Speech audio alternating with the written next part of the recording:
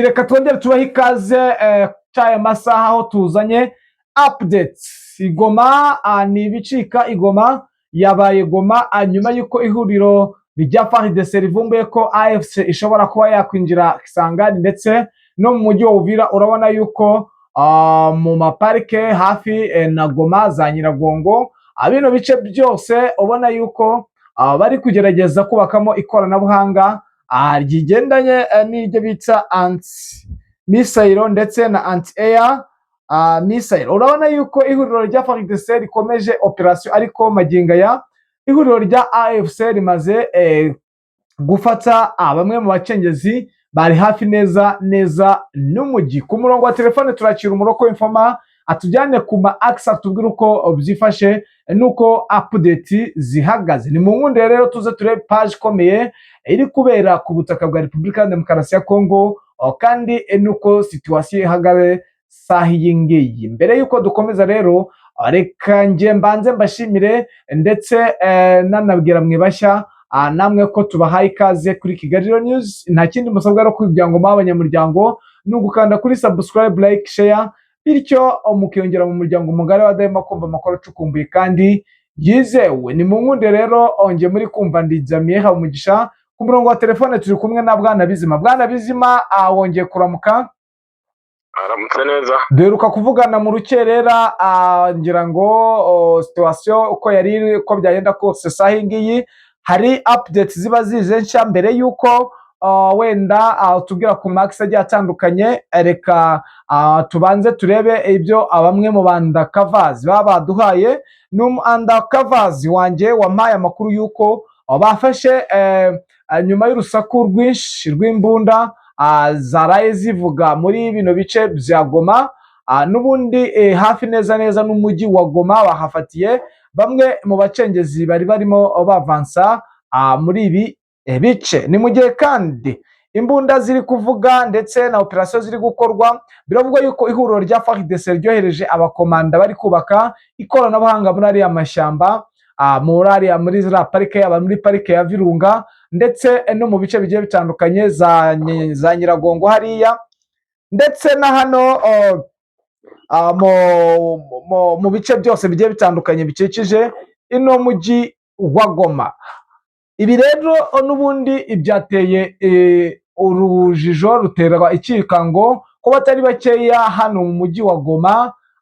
Wenda kugira ngo nawe nk'umuntu ubikurikirana bya hafi sinzi idonido waduha mbere yuko tujya ku max ari kuberaho imirwano karundura sahi ngiyi. Bwana Bizima.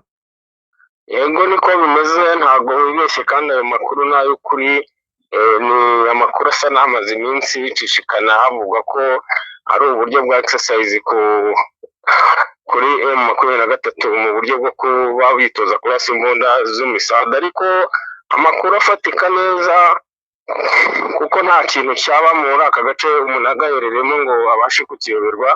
Ni amakuru ubona yuko byanze bikunze hari ikibazo gihari gikomeye cyane, yuko iri shyamba rishobora kuba ryarinjiriwe ndetse by'igihe kirekire, kuko wumva ko bishobora kuba harabayeho kwiyubaka mu buryo buhambaye, kuko ubona ko izi nyeshyamba zirimo zifite imbaraga kandi zirakoresha ubushobozi ku mpande zose, kuko amakuru ahari nyayo ni uko M23 yagiye igerageza kenshi koherezamo drone muri ibi bice, ariko zikangizwa. Rero urumva ko ni ahantu hari force yubatse kandi ubona ko yari ifite intego ikomeye cyane, ariyo mpamvu ubona ko M23 ikoresha buriya buryo bwo kuba badasabira ibikoresho bari gukoresha muri ziriya nzira ku buryo bakoresha trari ku rwego rwo hejuru. Rero ni ikintu gikomeye ubona ko babikora mu buryo bwo gutanga amakuru atariyo neza, ku buryo ubona ko hari ikibazo gikomeye cyane cyo kuba barabaye nk'abinjiriwe mu gihe kirekire, ariko bikaba bimenyekanye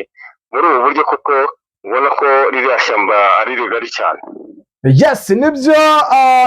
Hari ibikomeje kugenda bigaragara kandi binavugwa ko n'ubundi nyuma y'uko bamaze kubona ko AFC ishobora kuba yarinjiye za Kisangani ndetse ikaba ishaka no kwinjira mu mujyi wa Goma, ariko bamwe mu basesenguzi mu bya politike kandi byagiye bigaragara bavuga ko ihuriro rya AFC rishobora kuba ryarihuse cyane kuba ryakwavansa mu bice bigiye bitandukanye kandi nta bushobozi bafite bwo kuba baresista n'ibyo bamaze gufata. Bwana Bizima, uherereye aho ngaho, kwaba ariko kuri ku basesenguzi mu bya politike cyangwa force ihuriro rya AFC koko barabafite babasha kuresista ibice bamaze gufata?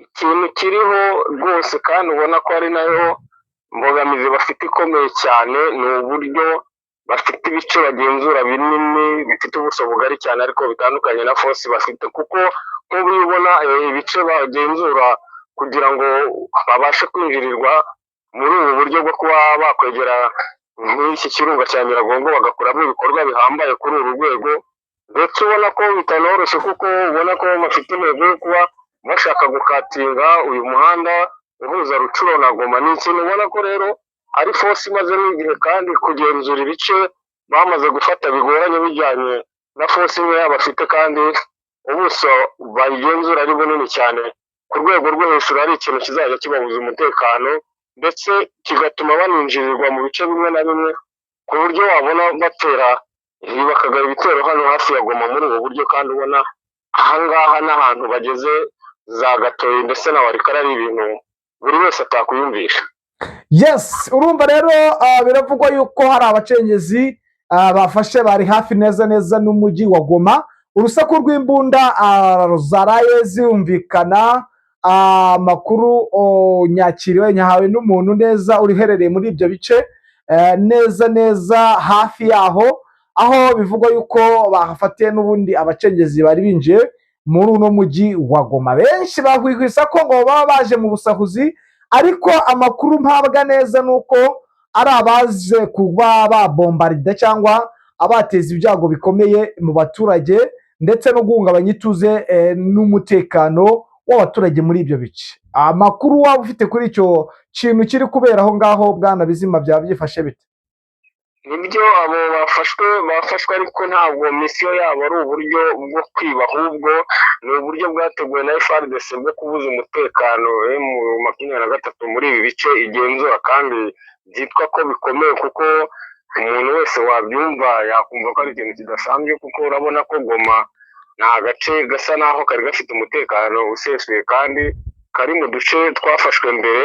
Rero ni ikintu gikomeye cyane kuba wakumva ko wajya kwiba ukaza ugahera hano muri Goma usize uduce twinshi dutuwe kandi turi mu ntera ya kure ku buryo force zawe zaba zikwegereye. Ntabwo bishoboka. Iki ni ikintu cyateguwe cyane na FARDC mu buryo bwo kugira ngo base n'abatesha umutwe wa 23 mu buryo isa naho ihungabanye nayo ibashe kuba byagabanya imbaraga n'ubukana rifite mu mirwano iri kugenda isatira ibikorwa bishe bisa naho ari iby'ingenzi kuri FARDC nka za Kisangani nyine. Ubu urabumva ko byanze bikunze nabo bafite intego ikomeye yo kuba batuma yo 23 isa n'iyihugiraho cyane muri iki gice iherereyemo. Yes, murumva rero uko situation ihagaze, ibintu byabaye danger, ariko amakuru akomeye cyane nuko hano muri hano maparke hari kubakamo icyo bita ikoranabuhanga, akaba nayo mpamvu ubona yuko ihuriro rya FARDC rikomeje gukoresha ibitero by'ikoranabuhanga bikomeje gushegesha abatari bakeya bigendanye no gukupa ikirere kuri kote ya coalition bahanganye ariyo AFCM veni ituruwa. Ibi rero ubwirinzi bari kubakamo ndetse n'aya construction, urumva ko AFC ubwo yabivumbuye ndari kiri bubikosoreho. Reka tubihanga amaso n'ubundi tuba tuhabaye kugira ngo tumenye uko situation ihagaze, tumenye uko byifashe mu nkundi rero tujye ku ma axe aho imirwano ikomeje kuba mibi mu bice bigiye bitandukanye. Bwana Bizima rero tujyane ku ma axe sahi uko byifashe.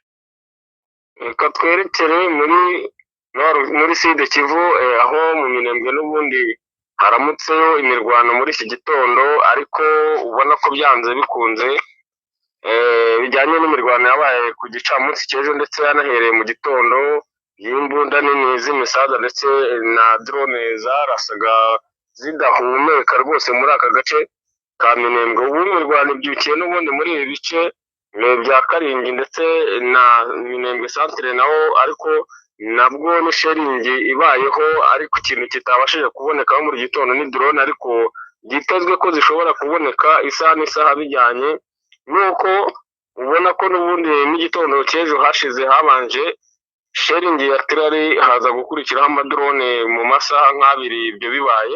Ubu rero kiriho ni uburyo bagerageza kwadivasinga koalisiyo yose, mu buryo ubona ko M23 yasaga naho yari ifite umugambi w'uko iyi fosi yose iri muri iki gice isa naho iyitsinsura muri ibi bice isatira gufata, ariko n'ubundi baye nk'iyitabaza sheringi ubu niyo iri gukoreshwa.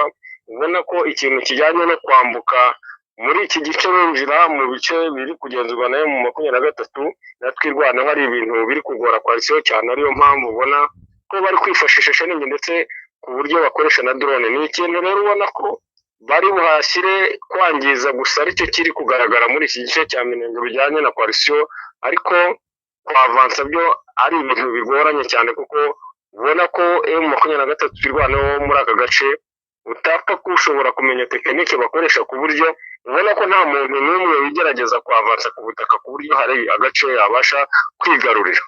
Yes, nibyo niko situwasiyo ihagaze, ariko bwana Bizima, biravugwa yuko ihuriro rya FARDC ryafashe umwanzuro uko rigiye kugaba ibitero mu bice bigiye bitandukanye, ndetse magingaya ku ikubitiro urabona ko byatangiye gutanga umusaruro, aho ubona yuko zone ya Minembwe yose ibice hafi ya byose igiye kubyigarurira. Bwana Bizima, nicyo ubona iri huriro rya FARDC ryongereye imbaraga, nicyo ubona bari guhindura bitewe n'uburyo ki mu minsi yashize wabonaga yuko ihuriro rya FC M23 na MLDP twirwanaho muri ako gace babashaga kubaresista. Yego niko bimeze na n'ubu, ni ikintu bagerageza bibagoye ariko bakagikora, kuko ku muntu uzi iby'intambara cyane cyane ndetse niyo yaba ari n'umuturage, abantu bamaze gusobanukirwa ntabwo sheringi ari ikintu watega agahanga byanze bikunze. Ni ikintu gishobora gutuma usa n'uhuga cyangwa ukaba watakaza ibice wari urimo bijyanye n'uburyo bw'ubwirinzi kugira ngo mutabasha gutakaza, ariko urabona ko FARDC ni koalisiyo bafite imirwanire isa naho iba mu ubwoba, kuko nabivuga muri ubwo buryo, kuko iyo badakoresheje sheringi ubundi ku basirikare b'abahanga babigize umwuga bakabaye bakoresha sheringi byibuze bakarashisha drone, ariko ubona ko no ku butaka hari ibikorwa bari gukora. Ariko kubera uburyo M23 twibanaho isa n'iyabahahamuye muri ibi bice bya Minembwe, ntabwo bajya bagerageza kwadivasinga ku butaka, ahubwo bo bagerageza kubusheringa ku buryo bwose bagakoresha drone kugira ngo M23 twirwaneho zive mu bice ziri kugenzura mu buryo bwo kwirinda kuba batakaza cyangwa bakahagwa.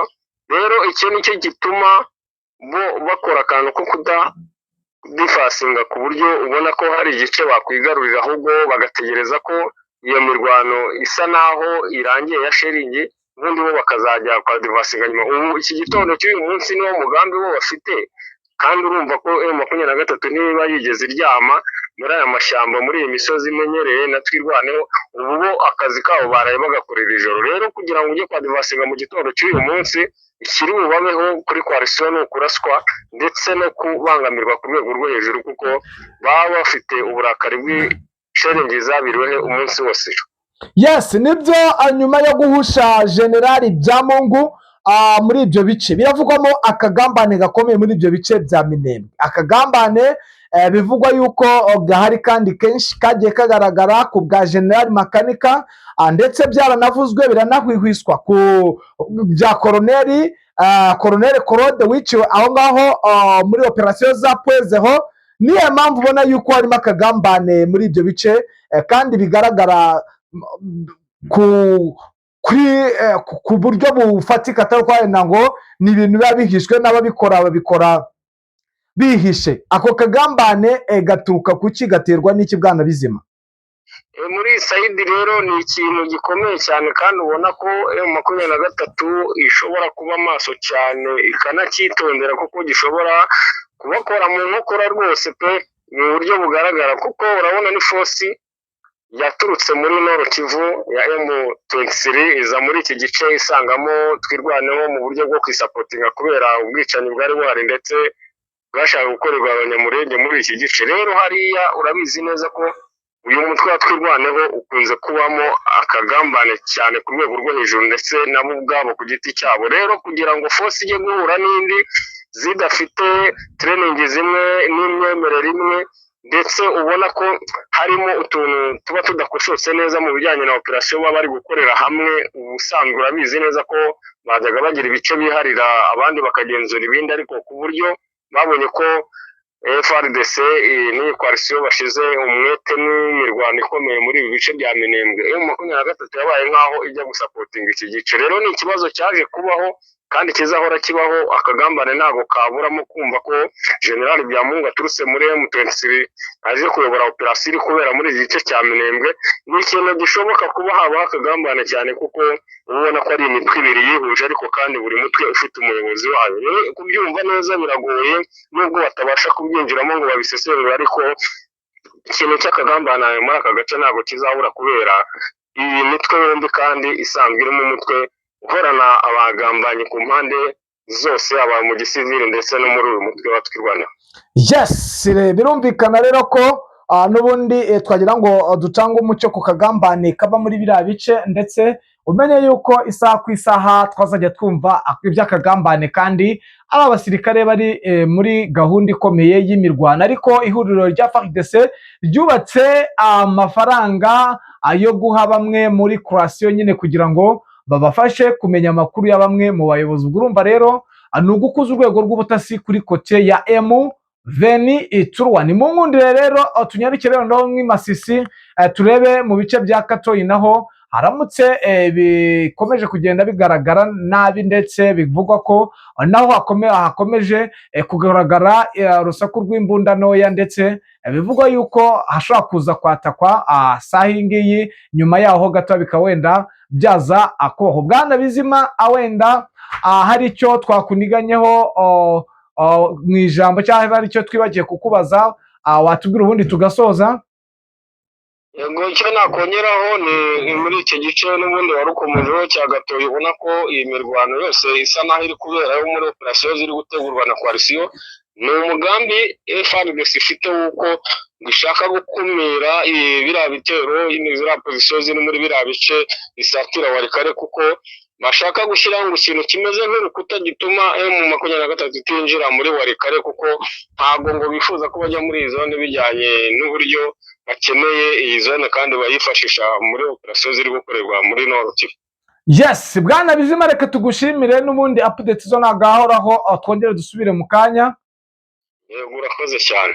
Namwe bakunzi bacu ba Kigali News, reka tubashimire tubifuriza amahoro meza ndetse tubifuriza kugubwa neza muri iki gitondo, ndetse twihanganisha bikomeye abarwayi ndetse n'abari muri zone y'intambara. Ciao, Imana ikomeze ibane namwe.